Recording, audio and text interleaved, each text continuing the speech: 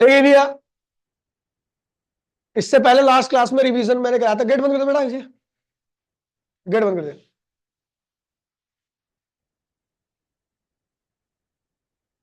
Last class revision मैंने आपको पढ़ाया था, जो आखिरी टॉपिक था वो मेरा था सरफेस टेंशन, है ना।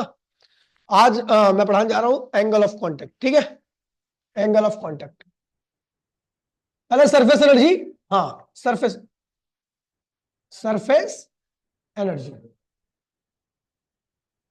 सरफेस एनर्जी निकालने के लिए आपको दो चीजें पता होनी चाहिए। एक तो पहला पता होना चाहिए कि सरफेस टेंशन जो होता है वो सरफेस एरिया को क्या करता है, कम करता है। और जब सरफेस एरिया कम होता है तो सरफेस एनर्जी भी क्या होती है, कम हो जाती है। लेकिन work against the surface tension, work against the surface tension अगर हम करते हैं तो सरफेस एरिया क्या होता है, बढ़ जाता है, और सरफेस एनर्जी भी क्या होती है, बढ़ जाती है। यानी आपको सरफेस एनर्जी निकालनी है तो आप हमेशा सरफेस टेंशन के अगेंस्ट में वर्क करोगे, है ना। चलो बात करते हैं, ठीक है, सरफेस एनर्जी की। सरफेस एनर्जी तो सिंपल सा है, work against the surface tension. Surface tension के अगेंस्ट में वर्क करो तो वो किसके बराबर होता है, सरफेस एनर्जी के। मैंने आपको एक रेक्टेंगुलर मैश बनाया था, ठीक है। ये जो आर्म है ये मूवेबल है, इसके अंदर यहाँ में एक फिल्म बनी है, ये फिल्म है, ठीक है। किसकी फिल्म है, सॉफ्ट फिल्म है, ठीक है। सरफेस टेंशन इस तरीके से अंदर की तरफ लग रहा है, क्योंकि सरफेस टेंशन का काम क्या है, इस फिल्म का एरिया कम कर देना, ठीक है। जिस आर्म पर लग रहा है उसकी लंबाई क्या, एल है, ठीक है। और सरफेस टेंशन की वैल्यू क्या है, सिग्मा। तो इसके अगेंस्ट में मुझे वर्क करना पड़ेगा ताकि ये एरिया कम होने की बजाय क्या हो जाए, बढ़ जाए। वर्क मुझे क्या करना पड़ेगा, अगेंस्ट करना पड़ेगा, जिसकी वजह से सरफेस एरिया कम होने की बजाय बढ़ जाएगा और सरफेस एनर्जी भी बढ़ जाएगी। तो इसलिए हम फोर्स यहां पे लगाएंगे, एक्सटर्नल फोर्स। और इस फोर्स की वैल्यू उतनी रहेगी जितना वर्क डन बाय फोर्स, कितनी रहेगी, फोर्स ड्यू टू, भाई मत करो, सरफेस टेंशन। ये एक्सटर्नल फोर्स की वैल्यू वही रहेगी जितना ये सरफेस टेंशन फोर्स लगा रहा है, ठीक है। तो भैया याद है आपको कि फोर्स की वैल्यू क्या होती है, सिग्मा पर यूनिट लेंथ पे लगने वाला फोर्स है। और कितनी लेंथ पे लग रहा है, एल पे। सिग्मा पर यूनिट लेंथ पे लगने वाला फोर्स है और कितनी लेंथ पे लग रहा है, एल पे। तो कुल फोर्स कितना लगेगा, सिग्मा इंटू में एल। इस फोर्स की वजह से ये आर्म था ए बी, वो कहां पर आ गया, ए डैश बी डैश पर, बी डैश पर, ठीक है। इससे इसका सरफेस एरिया बढ़ करके इतना हो गया, ठीक है। सरफेस एरिया बढ़ा तो सरफेस की एनर्जी भी क्या होगी, बढ़ेगी। अच्छा कितना दूर आया ये, तो डेल्टा एक्स, डेल्टा एक्स, ठीक है। तो ये एरिया कितना बढ़ा है, डेल्टा ए। इस एरिया की वैल्यू क्या होगी, तो लंबाई गुणे में चौड़ाई। तो लंबाई कितनी है आपकी, एल, और चौड़ाई कितनी है, डेल्टा एक्स। ये हो गया आपका डेल्टा है, समझ गए, ये हो गया आपका डेल्टा है, ठीक है भैया। तो आपको बता दूं, फोर्स या work against the, work against the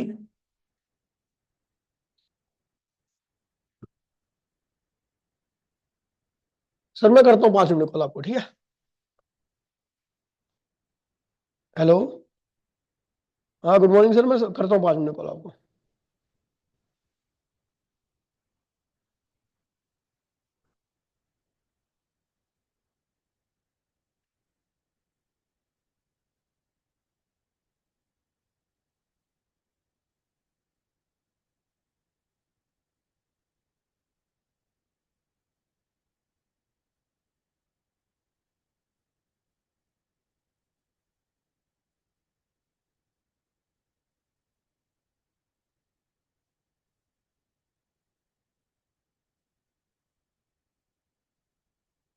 ठीक है, तो work against the surface tension हमें पता है किसके बराबर होता है, सरफेस एनर्जी के। तो वर्क क्या होता है, फोर्स इंटू में force against the surface.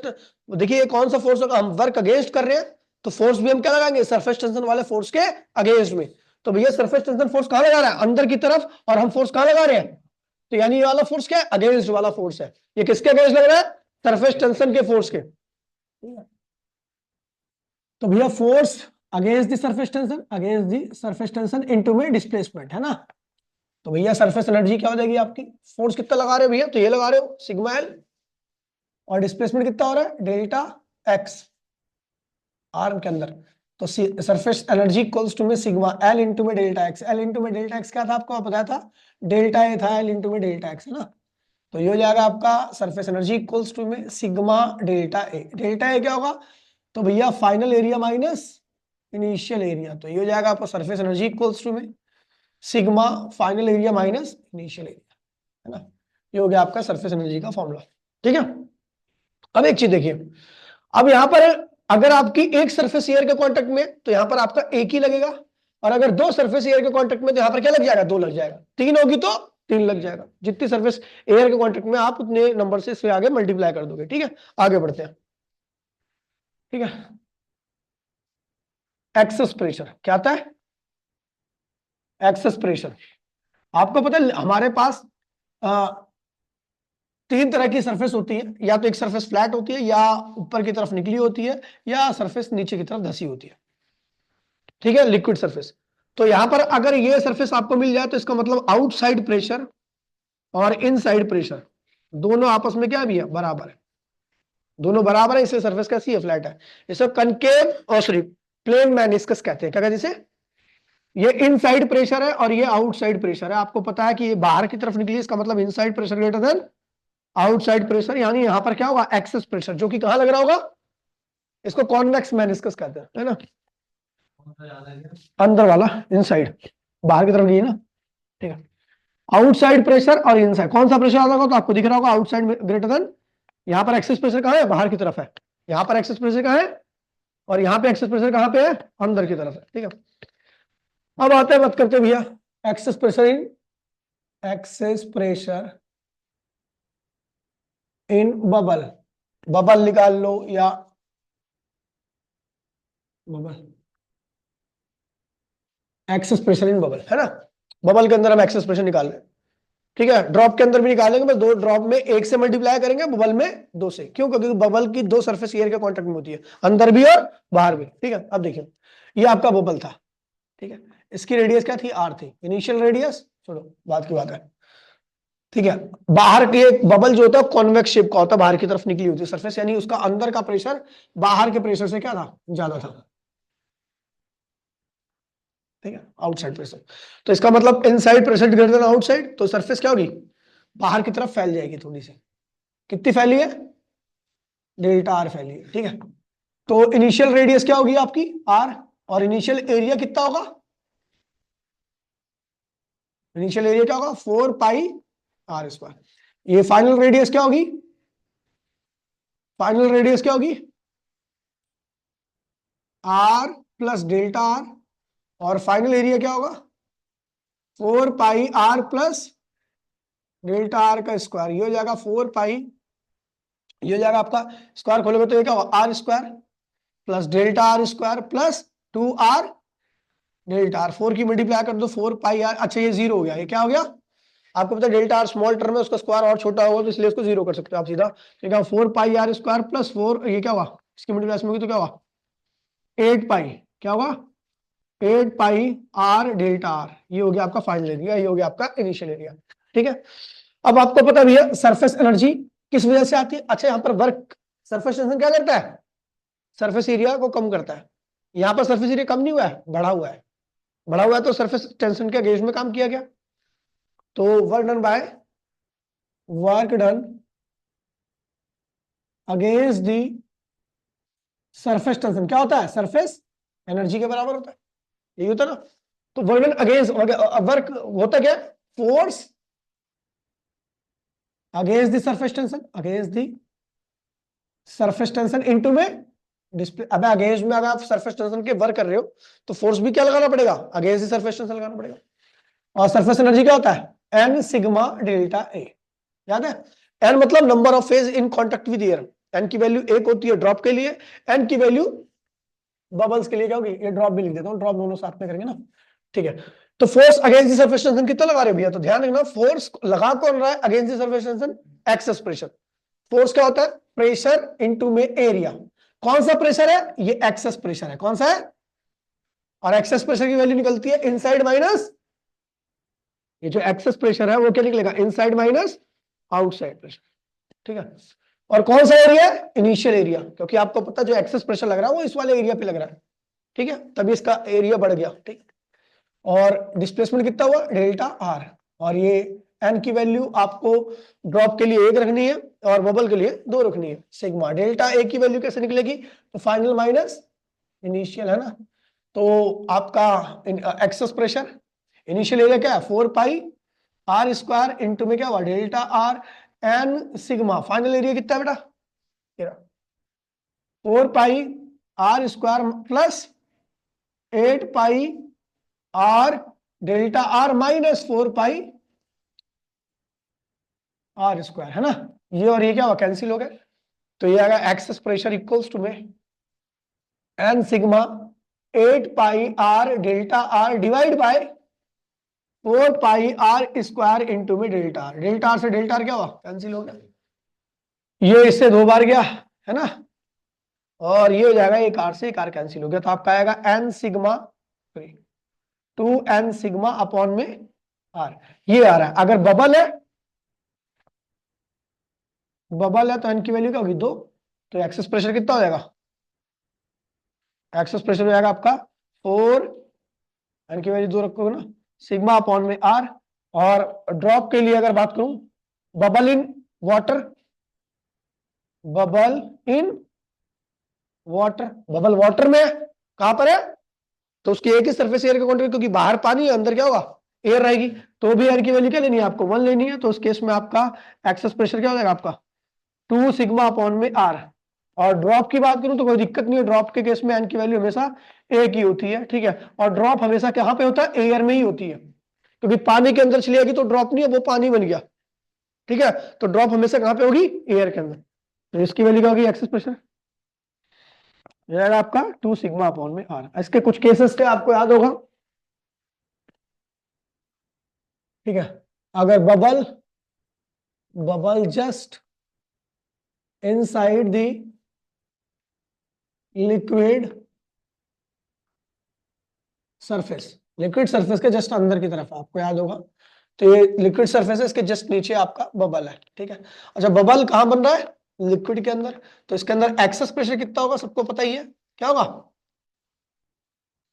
2 sigma upon में आर, ठीक है। बाहर कितना प्रेशर है, एटमॉस्फेरिक प्रेशर है, अंदर कितना प्रेशर होगा कुल, तो भैया आपको पता है इनसाइड प्रेशर क्या होगा, ये एक्सेस अंदर इतना है, बाहर 4 प्रेशर है अंदर 2 ज्यादा है, तो इसका मतलब अंदर कुल कितना होगा 6, तो कैसे निकलेगा, बाहर इतना है अंदर कितना ज्यादा है 2 सिग्मा अपॉन में आर, तो अंदर कुल कितना प्रेशर होगा P A plus 2 sigma upon में आर। अच्छा अगला केस कराया था, बबल जमीन के नीचे है एच हाइट पर, मतलब पानी के नीचे, ठीक है, जिस पानी के नीचे उसकी डेंसिटी क्या है आपकी रो है ना, रेडियस इसकी आर है, तो भैया आपको पता है बाहर तो प्रेशर पी है, इस लेवल पे आउटसाइड प्रेशर कितना होगा इस लेवल पे, तो क्या होगा P A plus H rho जी होगा, ठीक है, क्योंकि एच नीचे आया हुआ है, तो इसके अंदर कुल कितना प्रेशर हो जाएगा, एक्सेस तो आपको पता ही है, एक्सेस क्या होगा 2 सिग्मा अपॉन में आर, तो अंदर कुल कितना प्रेशर हो जाएगा, बाहर का प्रेशर प्लस अंदर का pressure P A plus H rho G plus 2 sigma upon में आर, याद है। चलो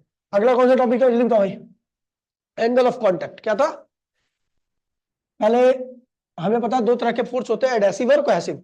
एडेसिव फोर्स जब होता है जब आपका दूसरे मॉलिक्यूल्स के साथ अट्रैक्शन क्या होता है ज्यादा होता है, कोहेसिव जब होता है जब सेम मॉलिक्यूल्स के साथ अट्रैक्शन क्या होता है ज्यादा होता है। एडेसिव नेचर वाले लिक्विड जो होते हैं वो हमेशा क्या करते हैं राइज करते हैं, क्या करते हैं, ठीक है।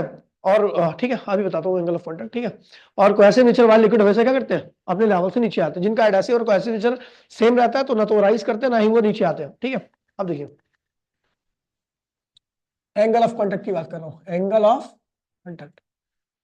कांटेक्ट, ठीक है भैया। तो एंगल ऑफ कांटेक्ट क्या होता है, 2 टेंजेंट के बीच का एंगल, किसके बीच का एंगल, एक टेंजेंट होती है जो लिक्विड सॉलिड को टच करती है और एक टेंजेंट होती है लिक्विड एयर को टच करती है, इसके बीच के एंगल को हम क्या कहते हैं एंगल ऑफ कांटेक्ट कहते हैं, एंगल ऑफ कांटेक्ट, ठीक है। हमारे पास 3 तरह के लिक्विड है,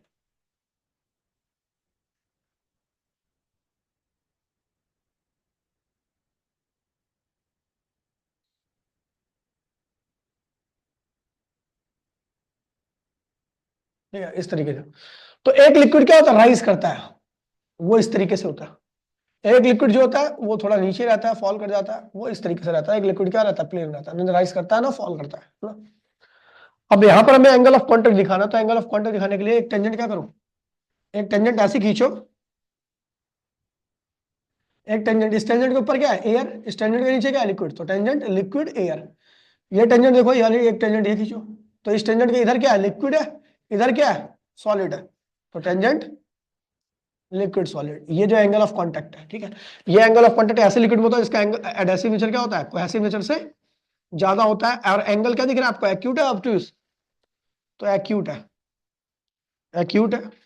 ये लिक्विड जो होता है कंटेनर को पकड़ के रखता है, कंटेनर को पकड़ता है, इसका मतलब राइज करता है, क्या कहा, राइज करेगा ये लिक्विड। ठीक है, मेनिस्कस कैसा होता है, कॉनकेव, क्या होता है, कॉनकेव मेनिस्कस, है ना। अगर मैं देखूं तो यहाँ पे एक टेंजेंट खींचो, ये कौन सी टेंजेंट है, लिक्विड एयर, ये कौन सी टेंजेंट है, लिक्विड सॉलिड, यहाँ का एंगल ऑफ कांटेक्ट ये रहा। ठीक है, तो यहाँ पर ऐसे कौन से लिक्विड होते हैं जिसका कोहेसिव नेचर क्या होता है, एडहेसिव नेचर से ज्यादा होता है। दूसरा एंगल क्या होता है, ऑब्ट्यूज होता है। ठीक है, और ये क्या करते हैं, फॉल करते हैं, क्या करते हैं, फॉल करते हैं। ठीक है, ऐसे लिक्विड। और ये देखिए एक टेंजेंट खींची, टेंजेंट लिक्विड एयर, और ये टेंजेंट कौन सी है, लिक्विड सॉलिड। ये एंगल ऑफ कांटेक्ट है 90 डिग्री का। तो इसमें क्या होता है, जिसका कोहेसिव नेचर एडहेसिव नेचर का क्या होता है, बराबर होता है। एंगल क्या होता है, 90 डिग्री होता है। ये क्या होता है, कांस्टेंट होता है, इनका लेवल ना तो ऊपर जाता है ना नीचे आता है। ठीक है भैया, ये तीन तरह के लिक्विड है। एंगल ऑफ कांटेक्ट याद है ना, it is the angle between tangent to the liquid solid and tangent to the liquid air. ठीक है भैया, उसके बीच के एंगल को हम क्या कहते हैं, एंगल ऑफ, हाँ, this angle of contact depends on the outside condition. बाहर की कंडीशन क्या है, गर्म होगी तो एंगल ऑफ कांटेक्ट क्या होगा, कम हो जाएगा। एंगल ऑफ कांटेक्ट कम होने का मतलब एडहेसिव नेचर ज्यादा बढ़ रहा है, कोहेसिव नेचर, ये ध्यान रखना। थीटा अगर आपका बढ़ रहा है तो इसका मतलब क्या है, कोहेसिव नेचर इंक्रीज कर रहा है, सरफेस टेंशन इंक्रीज कर रहा है। ठीक है, और लिक्विड क्या करेगा, लेवल क्या होगा, इसकी हाइट जो होगी लिक्विड की वो डिक्रीज कर जाएगा। ठीक है, अच्छा, थीटा अगर डिक्रीज कर रहा है तो इसका मतलब एडहेसिव नेचर डिक्रीज कर रहा है, एडहेसिव नेचर इंक्रीज कर रहा है। ठीक है, सरफेस टेंशन क्या हो रहा है, डिक्रीज कर रहा है, डिक्रीज कर रहा है, और उसकी हाइट क्या होगी अब, इंक्रीज कर जाएगी। ठीक है, याद है। तब ये कैपिलैरिटी, कैपिलैरिटी क्या होता है, तो लिक्विड का कैपिलरी ट्यूब में बढ़ना और नीचे घटना, इसे क्या कहते हैं, कैपिलैरिटी। कैपिलरी ट्यूब क्या होती है, तो एक ट्यूब जिसके दोनों एंड क्या होते हैं, ओपन होते हैं, और बहुत नैरो होता है उसका क्रॉस सेक्शन। ठीक है, इसे कैपिलरी ट्यूब कहते हैं। ठीक है, दूसरा आपका जो ठीक है, कैपिलैरिटी, कैपिलैरिटी क्या होता है, लिक्विड का राइज करना और डाउन करना, ये कैपिलैरिटी कहलाता है। कैपिलरी के कुछ एग्जांपल है, जैसे प्लगिंग करते हो, तो प्लगिंग करने से क्या होता है, जमीन का पानी सोखने की क्षमता क्या होती है, बढ़ जाती है। चाहे सोखेगा ज्यादा तो पानी को स्टोर कर लेगा। ये किसकी वजह से होता है, कैपिलैरिटी की वजह से। टॉवल बॉडी पे रखते के साथ ही बॉडी के ऊपर जो पानी होता है वो क्या करती है, सोख लेती है। किस वजह से, कैपिलैरिटी की वजह से। एक ब्लॉटिंग पेपर होता है, मोटा सा पेपर, उसको अगर पानी पे रखोगे तो वो भी क्या करेगा, सूख लेगा। क्यों, कैपिलैरिटी एक्शन की वजह से। दिया जलता है तो दिए में जो तेल राइज करता है वो भी किसकी वजह से होता है, कैपिलैरिटी एक्शन की वजह से। समझ गया, तो सारे कैपिलैरिटी के एग्जांपल थे। अब आता है भैया एसेंट फॉर्मूला, लिक्विड राइज कर रहा है उसी का एसेंट फॉर्मूला, ध्यान रखना, ये डेरिवेशन इंपॉर्टेंट है इसलिए ध्यान रखना। एसेंट फॉर्मूला, एसेंट फॉर्मूला क्या होता है भैया, देखिए बहुत आसान चीज है। ठीक है, ये है आपका कैपिलैरिटी।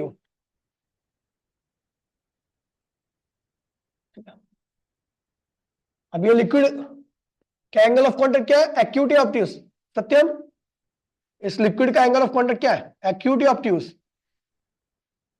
है, एक्यूट है। मतलब ये लिक्विड राइज करेगा या फॉल करेगा, राइज करेगा। इसका कौन सा नेचर ज्यादा होगा, बताओ मत से, वरना पेलूंगा, मैं अभी बात कर रहा था। ठीक है, सरफेस पे क्या लगता है, सरफेस टेंशन लगता है, क्या लगता है, तो दो सरफेस है, एक सरफेस ये, एक सरफेस ये, तो यहाँ पर सरफेस टेंशन क्या लग रहा है, सिग्मा, ऐसे यहाँ पर भी लग रहा है सिग्मा। तो इसका जस्ट अपोजिट रिएक्शन आएगा, सरफेस टेंशन फोर्स होता है तो उसका रिएक्शन भी होता है, तो ये होगा सिग्मा। इधर क्या हो गया, सिग्मा। ये एंगल थीटा है तो ये भी क्या होगा, थीटा, ये भी क्या होगा, थीटा। तो इसको रिजोल्व कर देगा सिग्मा कॉस थीटा, ये क्या होगा, सिग्मा साइन थीटा इधर क्या होगा सिग्मा, कॉस थीटा इधर क्या होगा सिग्मा साइन थीटा। अब देखिए भैया ये लिक्विड इतने लेवल पे था लेकिन राइज करके अब कहां पे आ गया,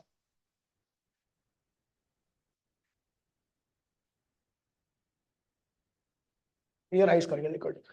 अच्छा जो ट्यूब है उसकी रेडियस क्या है, आर है, ठीक है, उसकी रेडियस आर है, ठीक है। और लिक्विड जो राइज हुआ है कितनी हाइट तक राइज हुआ है, एच हाइट। देखिए बड़ा आसान सा तरीका है इसको करने का, ठीक है।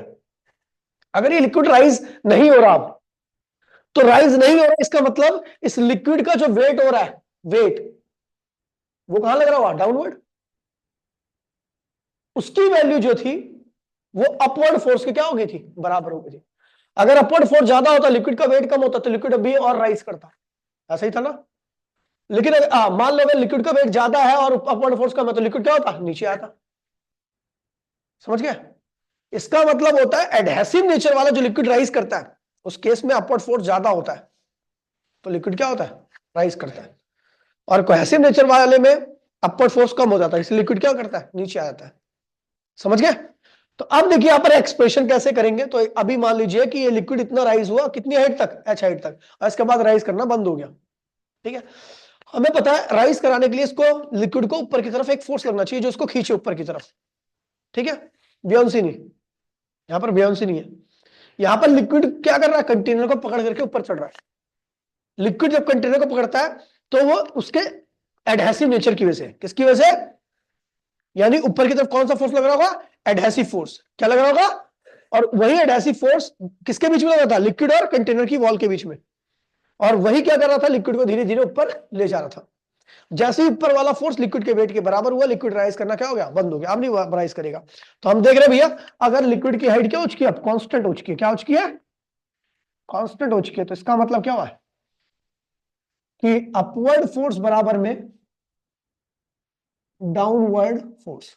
समझ गए, अपवर्ड फोर्स क्या लग रहा है, अपवर्ड फोर्स अगर मैं देखूं तो वो लग रहा होगा एडहेसिव फोर्स, ठीक है। चाहे एडहेसिव फोर्स निकालो चाहे कोहेसिव फोर्स निकालो, दोनों केस में आपको सरफेस टेंशन वाले से ही निकालना पड़ेगा, ठीक है। तो आप देखिए अपवर्ड फोर्स क्या है, एडहेसिव, और डाउनवर्ड फोर्स क्या है, weight of, weight of fluid rise in capillary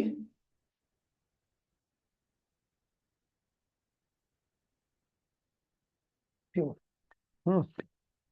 fluid, ठीक है। अब एडहेसिव फोर्स निकालो चाहे कोहेसिव फोर्स निकालो, तो उसके लिए भैया लेंथ, लेंथ इनटू में सरफेस टेंशन।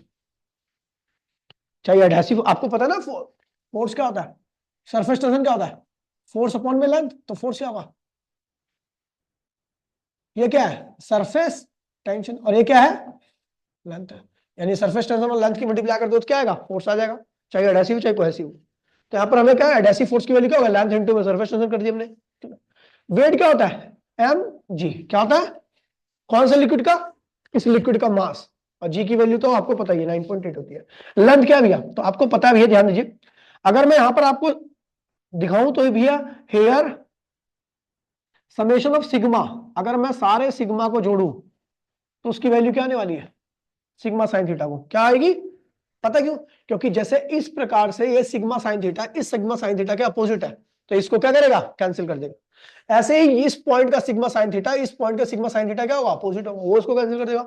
इस पॉइंट का सिग्मा साइन थीटा इस पॉइंट का सिग्मा साइन थीटा क्या होगा, अपोजिट होगा, कैंसिल कर देगा। यानी सारे सिग्मा साइन थीटा एक दूसरे को क्या करेंगे, कैंसिल कर देंगे। तो जितने आपका ये जो आपकी ट्यूब है उस पर total sum of sigma sine theta क्या आना है, 0 आना है। तो यहां पर जो जो लेंथ है, अच्छा, लेकिन सिग्मा कॉस थीटा कहां लग रहा है, ऊपर।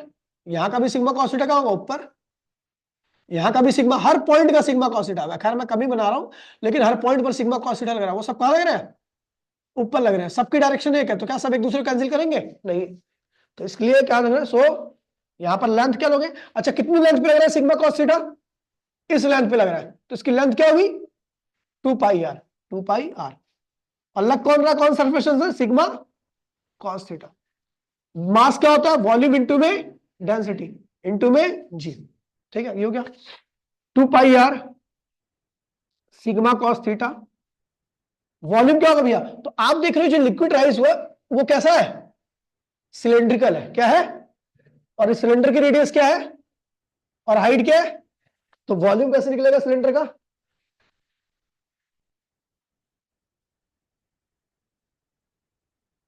पाई आर स्क्वायर एच, ये वॉल्यूम हो गया, रो जी ये हो गया भैया। उसके बाद देखिए हमें काटा पीटी करनी है, पाई से पाई कैंसिल, एक आर से एक आर, ठीक है। उसके बाद भैया आपका आएगा आर की वैल्यू, सॉरी एच की वैल्यू निकालनी है, तो आएगा 2 सिग्मा कॉस थीटा अपॉन में रो जी आर। ये हो गया हाइट ऑफ लिक्विड जो राइज हुआ है। अगर कॉस थीटा आपका पॉजिटिव फोर एक्यूट, थीटा अगर आपका क्या हो एक्यूट हो, तो भैया कॉस थीटा क्या आता है? पॉजिटिव आता है। क्या आता है? तो हाइट भी क्या आएगी? मतलब राइज हुआ है लिक्विड, लिक्विड राइज हुआ है। और 4 थीटा हाइट क्या ये बढ़ी है, ठीक है। 4 थीटा क्या है? ऑब्ट्यूज, ऑब्ट्यूज एंगल के लिए कॉस थीटा की वैल्यू क्या होती है? नेगेटिव होगा, तो हाइट क्या होगी? नेगेटिव आएगी। इसका मतलब हाइट क्या हुई है? डिक्रीज हुई है। अगले का हाइड्रोडायनेमिक, अब चल रहा है हाइड्रोडायनेमिक। हाइड्रोडायनेमिक में भैया सबसे पहले आता है विस्कोसिटी।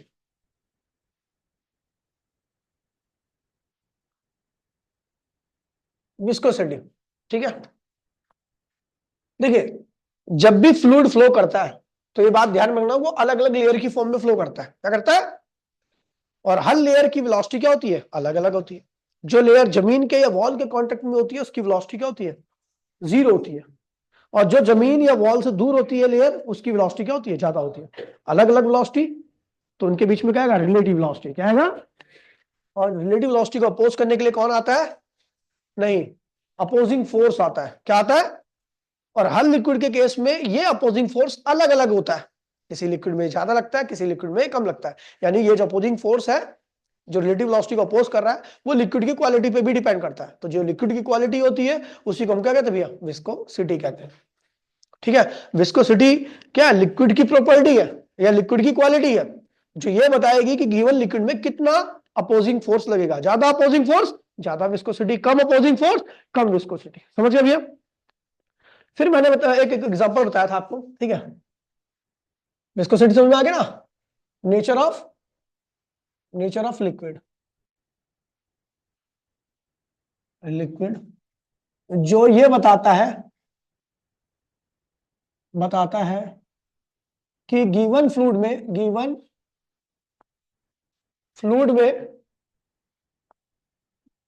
में अपोजिंग फोर्स कितना लगेगा। अच्छा, ये ज्यादा रहेगा भाई, प्लीज बोलिए मत, तो अपोजिंग फोर्स भी क्या होगा? And vice versa. समझिए? ये तो लेयर है,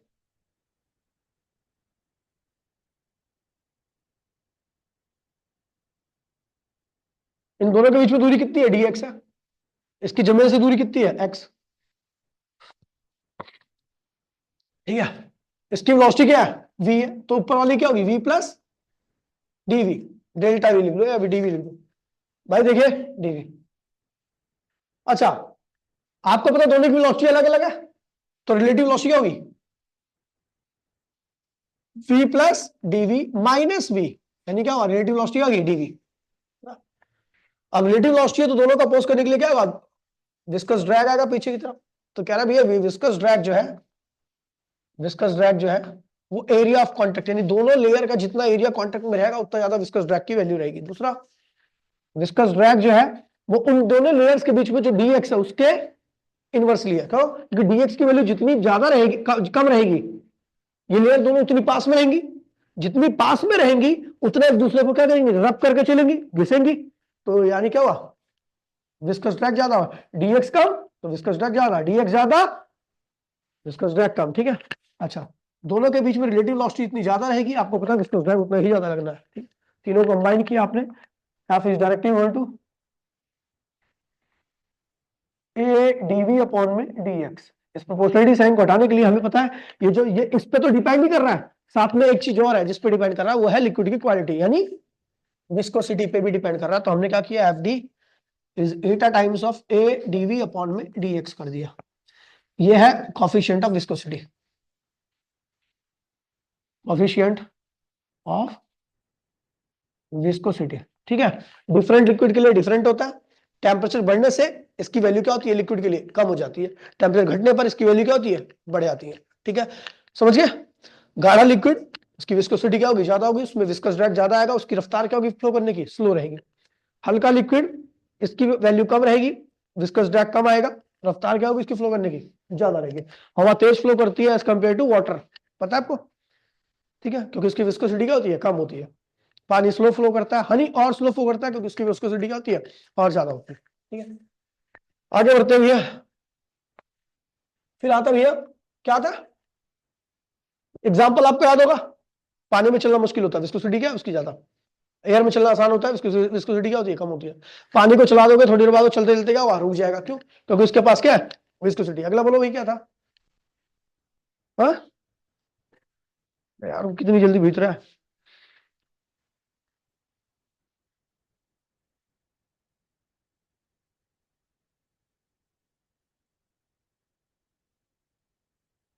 क्या है, पॉइजली फॉर्मूला, नहीं है पॉइजली फॉर्मूला, भाई प्लीज ध्यान दीजिए, पॉइजली फॉर्मूला बताता है भैया किसके बारे में, हॉरिजॉन्टल पाइप में लिक्विड के फ्लो के बारे में। यहां से यहां पे लिक्विड फ्लो, यहाँ का प्रेशर P1 है, यहाँ का प्रेशर P2 है, यहाँ पर जो वॉल्यूम पर सेकंड निकल रहा हुआ उसकी वैल्यू निकालने के लिए आप एक फॉर्मूले का यूज करोगे, पाई बाय 8। पी मतलब क्या है, प्रेशर डिफरेंस है। पी कौन सा है, जो कि किसके बराबर होगा, P1 माइनस P2 के। आर, आर की पावर 4, आर क्या है, रेडियस ऑफ ट्यूब है। ईटा क्या है, जो लिक्विड फ्लो कर रहा है उसकी क्या है, विस्कोसिटी है। ठीक है, अपॉन में एल, एल क्या लेंथ ऑफ ट्यूब है। तो जिस फॉर्मूले से हम वॉल्यूम पर सेकंड निकालते हैं हॉरिजॉन्टल पाइप से, उसी को हम क्या कहते हैं भैया, पॉइजली फॉर्मूला। डायमेंशन एलआईसी से करना था तो मैं करा नहीं रहा क्योंकि वो आसान चीज है। फिर क्या है, स्टोक्स लॉ, क्या है, स्टोक्स लॉ। स्टोक्स लॉ कहता है कोई चीज चल रही है, मोशन कर रही है पानी में, तो भैया पीछे क्या लगेगा, एक फोर्स लगता है जिसको हम विस्कस ड्रैग कहते हैं, जिसकी वैल्यू क्या होती है, 6 pi eta V are. Opposing force है, क्या है, अपोजिंग फोर्स है। अगर मैं बात करूं, अगर वेलोसिटी बॉडी की क्या होगी, जीरो होगी, तो विस्कस ड्रैग भी क्या होगा, यानी कोई चीज अगर रुकी हुई है तो उसके ऊपर ड्रैग नहीं लग सकता, चलेगी तभी ड्रैग लगेगा। ठीक है, दूसरा, लिक्विड की विस्कोसिटी भी जीरो है, मतलब ऐसा लिक्विड जिसकी विस्कोसिटी नहीं है, तो भैया उस केस में आपके ऊपर अपोजिंग फोर्स नहीं लगेगा तब भी। ठीक है, बॉडी का साइज ऑलमोस्ट जीरो है, बहुत छोटी बॉडी है, तो उस केस में भी उसके ऊपर विस्कस ड्रैग की वैल्यू क्या रहेगी, जीरो रहेगी। तो ये हो गया आपका विस्कस ड्रैग। फिर आता है टर्मिनल वेलोसिटी, क्या आता है, टर्मिनल वेलोसिटी। होता कुछ नहीं है, कोई चीज फ्लूइड के अंदर आती है तो नीचे आने की वजह क्या होती है, वेट, क्या होती है, वेट। ठीक है, बॉडी का वॉल्यूम क्या, वी, रेडियस क्या है, आर, और डेंसिटी क्या है, रो। ठीक है, तो जैसी बॉडी नीचे आई, फ्लूइड के अंदर आई, तो उसने फ्लूइड को डिस्प्लेस कर दिया, क्या कर दिया, और डिस्प्लेस किया गया फ्लूइड का वॉल्यूम उतना ही होगा जितना बॉडी का वॉल्यूम है, तो ऊपर की तरफ एक फोर्स लगता है जिसको हम कहते हैं ब्योंसी, क्या कहते हैं, अब थ्रस्ट भी कहते हैं। और जब बॉडी चलने लगी तो ऊपर की तरफ एक और फोर्स आ गया जिसको हम क्या कहते हैं, viscous drag, 6 pi eta V are.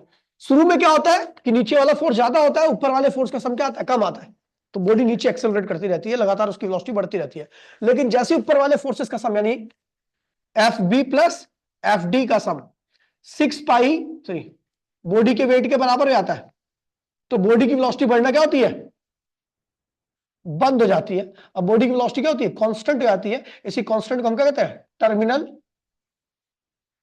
Velocity कहलाती है। ठीक है, इसे टर्मिनल वेलोसिटी कहते हैं। ठीक है, अब विस्कस, ये क्या है, ब्योंसी है। ब्योंसी की वैल्यू कितनी होती है, जितना फ्लूइड डिस्प्लेस किया गया बॉडी के द्वारा उसके वेट के बराबर, यानी मास ऑफ फ्लूइड इनटू में जी। ड्रैग क्या होता है, 6 पाई ईटा वी आर। अब बॉडी का वेट क्या होता है, मास ऑफ बॉडी इनटू में जी, है ना। अच्छा, मास क्या होता है, वॉल्यूम इनटू में डेंसिटी, जो फ्लूइड है उसकी डेंसिटी क्या है, सिग्मा, क्या है, सिग्मा। तो मैं किसका मास निकाल रहा हूं, फ्लूइड का मास। तो फ्लूइड का मास क्या होगा, वॉल्यूम इनटू में density, volume of fluid into में डेंसिटी ऑफ फ्लूइड, जो कि क्या है, सिग्मा इनटू में जी। और ये क्या हुआ, प्लस 6 पाई ईटा वेलोसिटी का वीटी इंटू में आर बराबर में, देखिए किसके मास की बात कर रहा हूं, बॉडी का मास क्या होगा, वॉल्यूम ऑफ बॉडी इंटू में डेंसिटी इंटू में जी। अच्छा एक बात बता दूं, फ्लूइड का वॉल्यूम और बॉडी का वॉल्यूम दोनों क्या होगा, सेम होगा, ठीक है। तो यहाँ पर 4/3 पाई आर क्यूब लिख दो plus 6 pi eta V R, और बराबर में यहाँ पर भी 4/3 पाई आर क्यूब लिख दो रो जी। उसके बाद सॉल्व करोगे, आपको वीटी की वैल्यू निकालनी है, वेलोसिटी की वैल्यू, तो आपका आएगा, ये आएगा आपका 2 R square G rho minus sigma upon में ईटा, सॉरी 9 ईटा। ये आएगा आपकी टर्मिनल वेलोसिटी की वैल्यू। अलग अलग कंडीशन में इसकी वैल्यू क्या होती है, चेंज होती है, मैंने फैक्टर्स बता रखे हैं। आगे कौन सा टॉपिक है, इक्वेशन ऑफ कंटिन्यूटी, ठीक है, हैं? हाँ, हमारे पास 3 तरह के फ्लूइड फ्लो है, स्ट्रीमलाइन, लैमिनार और टर्बुलेंट। स्ट्रीमलाइन कब होता है, जब सारी लाइंस एक दूसरे के पैरेलल चलती है, कोई लाइन किसी से मिलती नहीं है, ठीक है, और कोई लाइन किसी को इंटरसेक्ट नहीं करती, ठीक है, और किसी पर्टिकुलर पॉइंट पर हर पॉइंट की वेलोसिटी क्या होती है, सेम रहती है। ऐसे फ्लो को हम क्या कहते हैं, स्ट्रीमलाइन फ्लो कहते हैं। लैमिनार क्या होता है, जब बहुत सारी स्ट्रीमलाइन एक साथ मूव करती है, ठीक है, उसे लैमिनार फ्लो कहते हैं। ट्यूब फ्लो क्या होता है, लैमिनार फ्लो को हम ट्यूब फ्लो कहते हैं। बस ये ध्यान रखना कि लैमिनार फ्लो में जब लैमिनार फ्लो मतलब लेयर्स के बीच में डिस्टेंस ज्यादा होगा तो वहां पे वेलोसिटी क्या होगी, कम होगी। जब लेयर्स के बीच में डिस्टेंस कम होगा तो वहां पर वेलोसिटी क्या होगी, ज्यादा होगी। फिर आता है आपका टर्बुलेंट फ्लो, क्या आता है, जब आपको बता दूं, जब वेलोसिटी बहुत ज्यादा आती है, हर लिक्विड के लिए वेलोसिटी होती है जिसको हम क्रिटिकल वेलोसिटी कहते हैं, उससे नीचे अगर वेलोसिटी रहती है लिक्विड की तो स्ट्रीमलाइन या लैमिनार या ट्यूब फ्लो कहलाता है। लेकिन जब उस पैरामीटर से ऊपर की वेलोसिटी आती है तो उसे क्या कहते हैं, टर्बुलेंट फ्लो। मान लीजिए मैंने एग्जांपल दिया क्रिटिकल वेलोसिटी, उसे क्या कहते हैं, क्रिटिकल वेलोसिटी। तो क्रिटिकल वेलोसिटी डिपेंड करती है डेंसिटी पे, लिक्विड की डेंसिटी पे क्रिटिकल वेलोसिटी डिपेंड करती है, विस्कोसिटी पे क्रिटिकल वेलोसिटी डिपेंड करती है डायमीटर ऑफ पाइप के। इन सबको कंबाइन करोगे तो क्रिटिकल वेलोसिटी इक्वल्स टू में क्या आएगा, के times of diameter density upon में, ये आया था शायद, मेरे ख्याल से यही होगा, देख लेना, हो सकता है फॉर्मूला गलत भी हो सकता है। यही है, यही फॉर्मूला है, यही है। इसको हम कहते थे Reynolds number, Reynolds number, Reynolds number, ठीक है भैया। तो अगर इसकी वेलोसिटी, ठीक है भैया, अगर इसकी वेलोसिटी मान लीजिए 40 मीटर पर सेकंड है, क्रिटिकल वेलोसिटी की वैल्यू क्या रही है, 40 मीटर पर सेकंड।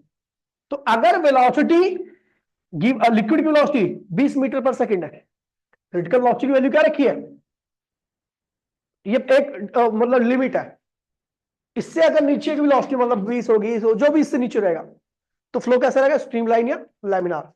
लेकिन जैसे ही इसके ऊपर हो गया 50 मीटर पर सेकंड या 60 मीटर पर सेकंड हो गया तो फ्लो क्या होगा, टर्बुलेंट हो जाएगा, ठीक है। अच्छा, यहाँ पर इसे रेनॉल्ड्स नंबर कहते हैं। रेनॉल्ड्स नंबर भी क्या करता है, एक तरह से आपके फ्लो को बताता है। जब 2000 से नीचे का फ्लो होता है, रेनॉल्ड्स नंबर की वैल्यू 2000 से नीचे आती है, तो फ्लो कैसा होता है, स्ट्रीमलाइन या लैमिनार या ट्यूब फ्लो होता है।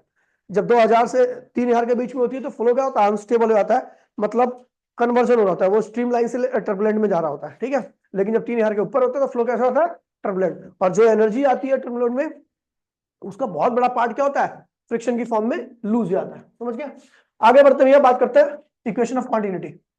Equation of continuity, equation of continuity क्या है, अच्छा वॉल्यूम पर सेकंड क्या होता है, वॉल्यूम क्या होता है, ए इंटू में एक्स, एरिया इंटू में डिस्टेंस अपॉन में टाइम, एक्स अपॉन में टी क्या होता है, वेलोसिटी, तो एवी, यानी वॉल्यूम पर सेकंड क्या होता है, एरिया इंटू में वेलोसिटी के प्रोडक्ट के क्या आता है, बराबर आता है।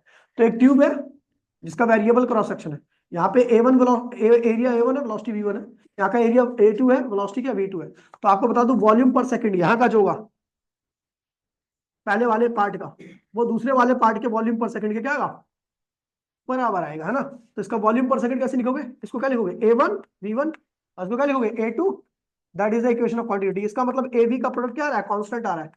यानी अगर एरिया ज्यादा होगा तो वेलोसिटी क्या होगी, एरिया कम होगा तो वेलोसिटी ज्यादा होगी। बर्नौली थ्योरम, बर्नौली थ्योरम है, बर्नौली थ्योरम सिंपल सी है, ठीक है।